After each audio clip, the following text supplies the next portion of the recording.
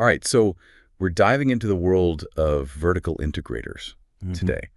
I think this is a fascinating topic. Yeah. You know those articles you send over by Packy McCormick? Yeah.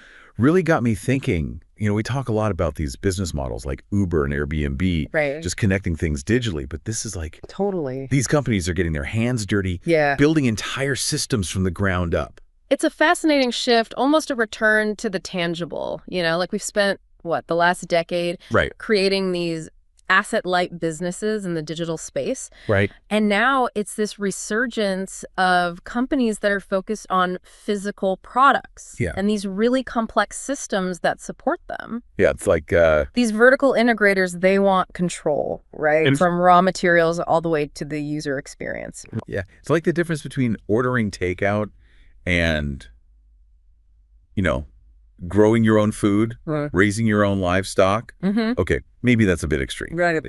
A bit, but it highlights the level of control we're talking about. Yeah. Like take Base Power Company, for instance. Yeah. They could have just focused on making batteries, right? Which is already a huge market. Yeah. But they decided to go all in and build an entire power company around that technology. It's mind-blowing when you think about it. We're talking manufacturing, software, figuring out how to integrate with the existing power grid. Yeah. They're becoming an electricity provider themselves. The integration itself is the innovation. Wow. They're not just making a better battery, a more efficient solar panel. Right. They're reimagining how energy is generated, stored, delivered to your home. That level of control, if they can pull it off, can lead to some serious advantages. So it's not just about doing one thing really well. It's about connecting all those pieces in a way that disrupts the status quo. Yeah.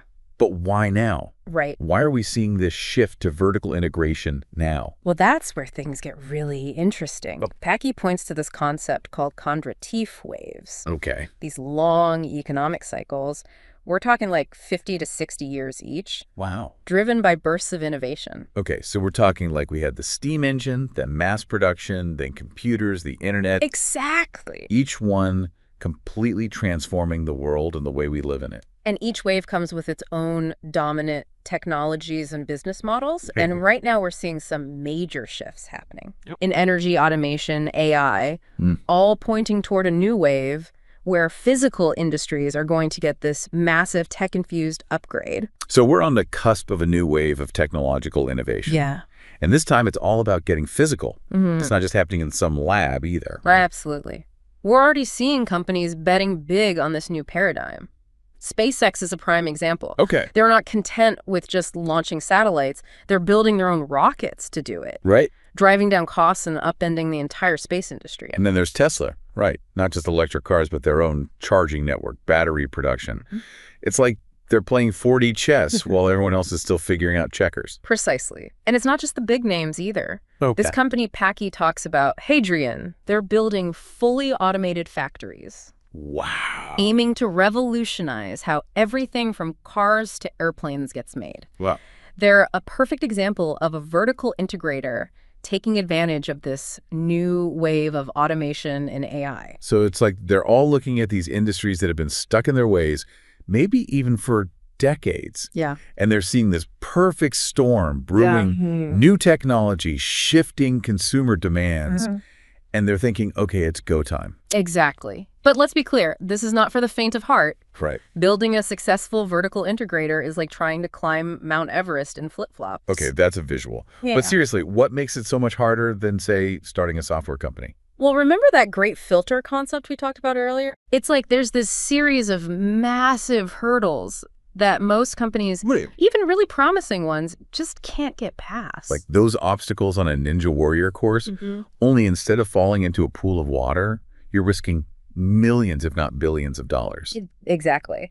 And for vertical integrators, those hurdles are even higher. Okay. Think about it. Instead of focusing on one thing, one product, one niche, Right. they're essentially trying to build multiple companies simultaneously. Multiple companies. Think about Base Power again. Okay. They need top-notch software engineers to design the algorithms that manage their battery systems, Right. the user interfaces for their customers, Right. but they also need material scientists to develop better batteries, Well, manufacturing experts to build those batteries at scale, logistics teams to get those batteries installed, and even customer service reps to handle billing and support. It's like they're running a tech startup, a manufacturing plant, a logistics company, and an energy provider all at the same time. You got it. And that's just one example. Wow.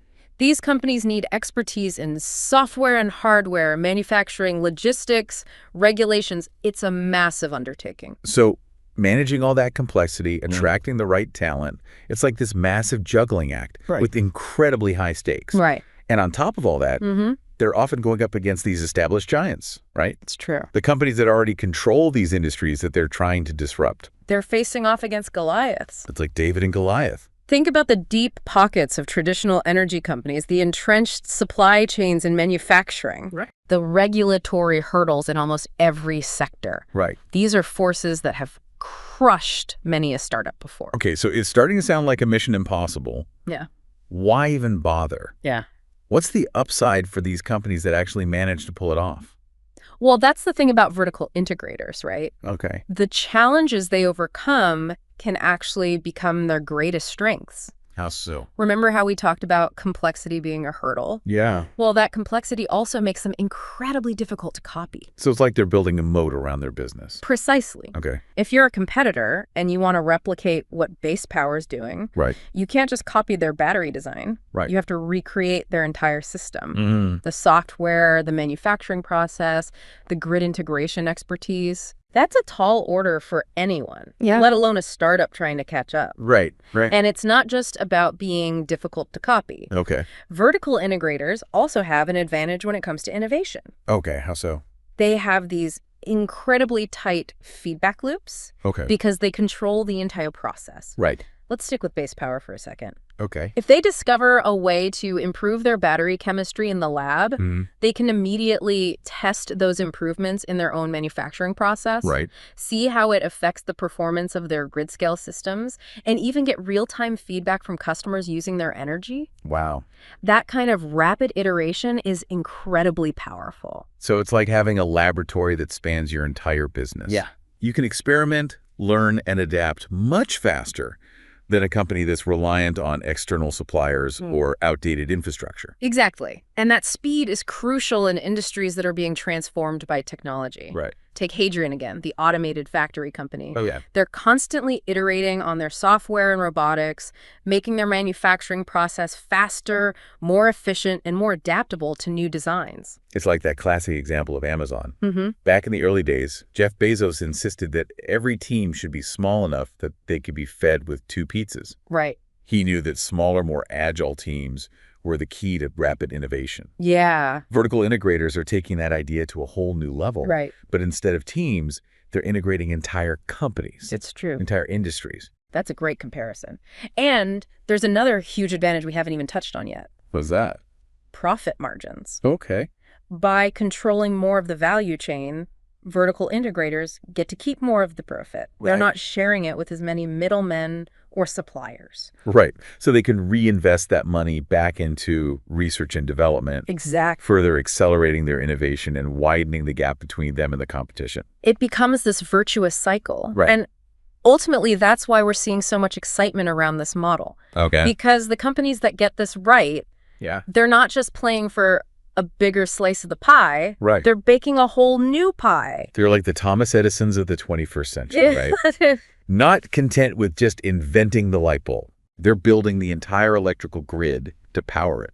That's a powerful way to think about it. Yeah. And that's why understanding vertical integrators is so crucial for anyone who wants to make sense of the future. Okay. These are the companies that are going to reshape industries, redefine how we live and work, and potentially solve some of the biggest challenges facing humanity. So where does that leave us? Yeah. What should we be watching for? Keep an eye on the companies that are tackling big problems with bold, vertically integrated solutions. Look for the ones with exceptional leadership, a clear vision, and the tenacity to overcome those inevitable hurdles.